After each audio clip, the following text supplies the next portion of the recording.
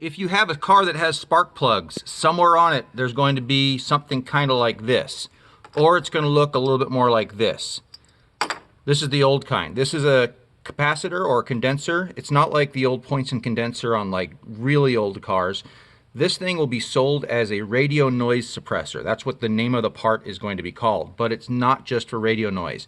This protects all the other electronic stuff in your car from voltage spikes that come from what's called back EMF or flyback voltage from the coil. So every time the ignition coil fires your spark plug, the magnetic field gets created and then collapsed. And when it collapses, it sends out a spike of voltage into your electrical system.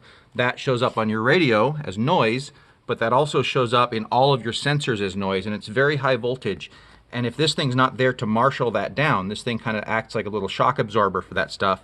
If it's not there to marshal it down, or if it's worn out or died, then all your other sensors, your fuel injectors, anything electronic is susceptible to dying. Now this kind, the kind that looks like a barrel, these dry out. They're actually full of something similar to Gatorade.